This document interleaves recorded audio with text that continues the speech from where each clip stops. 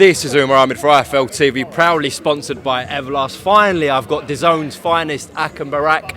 You're in London. Yeah, big fight week. Don't really get bigger than this. What we thinking? We're thinking we're gonna have a massive fight. A lot of fight fans. 60,000 sold out. It's just a dangerous fight for AJ. That's the one word that comes to mind. I can't give any predictions right now, but I think it's going to be a long night. Well, I know you spoke to Alexander Usyk this week, and it was an in-depth interview, and he was really good around you. How's he looking? You got to stick this thing on my face like that? This looks nasty. This is nasty right here. Pause right here. This is disgusting, bro. What's your question again? I said, how's he looking? You spoke to him yesterday, Alexander. Tell you the truth, he's looking very relaxed, very calm. But that's always him. Playful.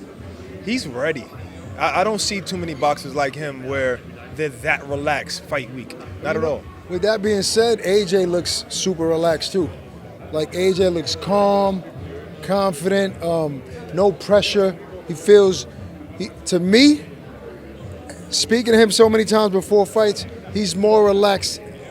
Last night we interviewed him than he's ever been, in my opinion. So I think AJ's going to have a phenomenal performance Saturday. Is this his toughest fight of his career so far? That's a good question. One would say probably Klitschko when you think about it immediately, but then you got to think about Klitschko where he was. I still think it's a massive win against Klitschko, so I still think that's his biggest fight.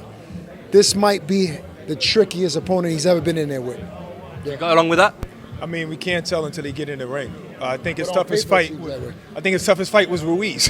You know what I'm saying? Where he lost. You know, but this right here on paper is a tough fight, but he's a smaller guy. But that doesn't mean anything. But to say that that's his toughest fight, nah, I can't say that right now. You got to wait and see. On paper, it seems like it's the most skilled opponent that he's ever faced. On paper.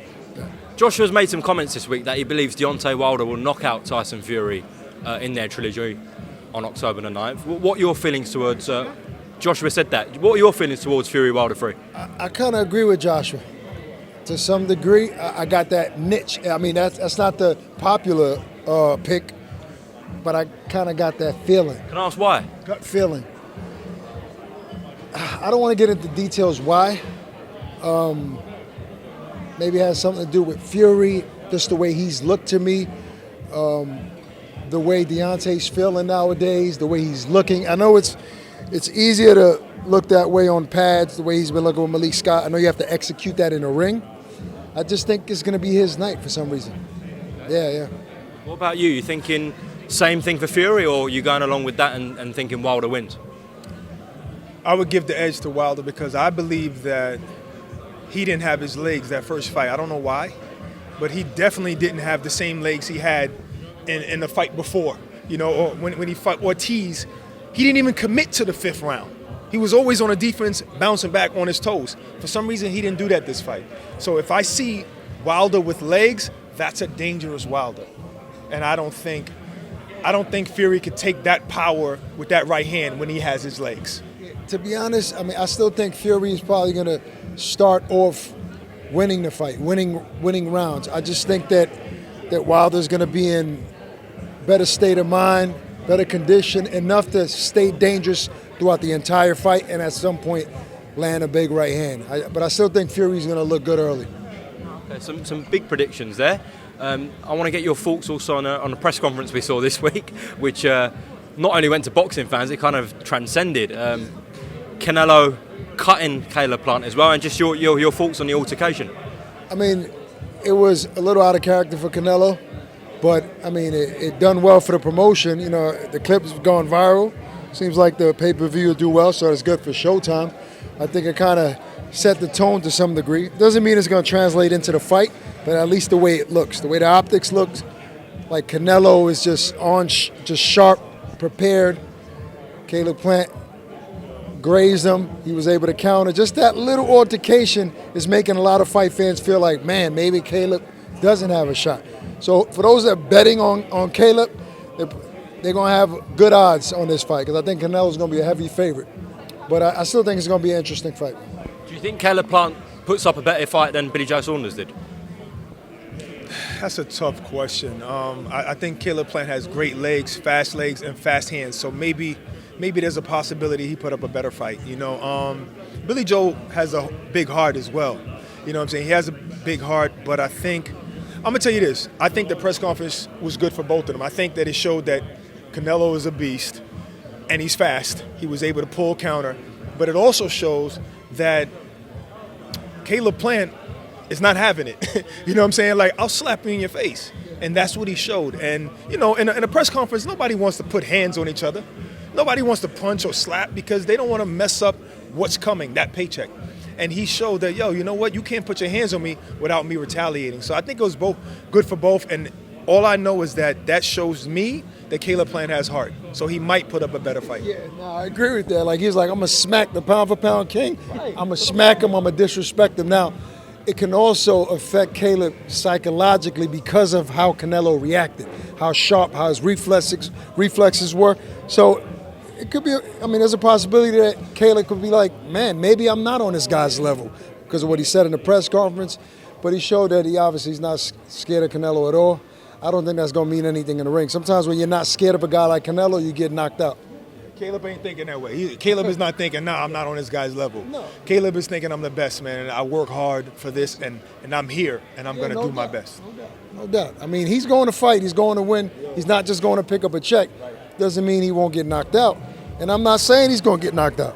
I'm saying his confidence doesn't translate to him winning. You know what I'm saying? Well, we've got some massive fights coming up. Obviously, this Saturday, Fury Wilder 3, Crawford Porter, Canelo-Plant. But I just want, from both of you, 3 fights each that aren't made that you want to see in 2022. I would like to see Gervonta Davis fighting Teofimo Lopez. I just think that's an explosive matchup. Explosive. I would love to see Anthony Joshua fighting Deontay Wilder. And I know it seems weird because both guys have fights in front of them. I just want to see that matchup. And Canelo versus Jamal Charlo.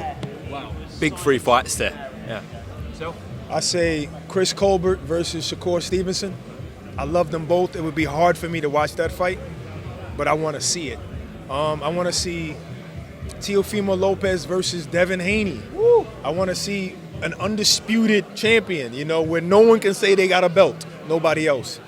And then the third, of course, I want to see Errol Spence versus Canelo.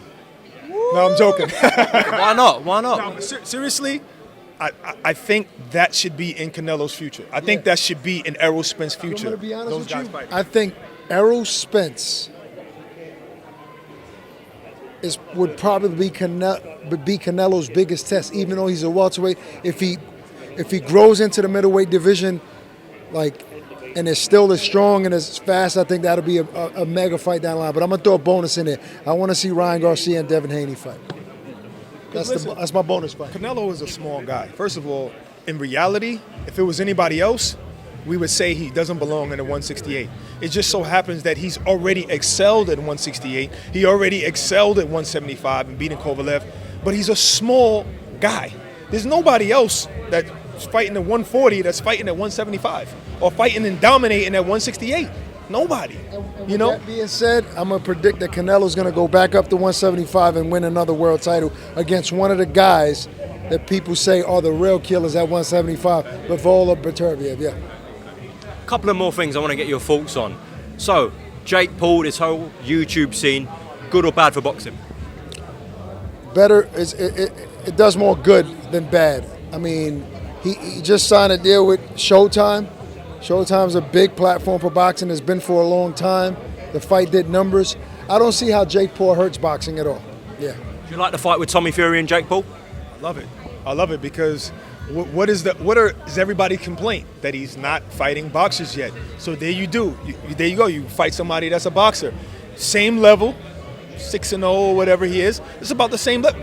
3 years each, put it that way. He's been fighting for a year and a half, Jake Paul, but he had an amateur fight. So he says 3 years he's been training, and Fury's been a pro for 3 years. So they're basically the same level, and I think that fight makes sense. Last thing I want to pick your brains on. Unfortunately, we saw a really sad thing where Evander Holyfield got stopped the other weekend, and it looks like we've heard Ryan Kavanagh from Triller saying he wants to get him back in the ring, and Riddick Bowe is also targeting a date. What do you think about these legends of the sport coming back at their age and fighting still? Did you say Kavanagh wants to get Evander back in the ring? He said that out loud? Yes, on an interview. In public? Yeah. Let me laugh at that for a second. Obviously, we never want to see Evander back in the ring.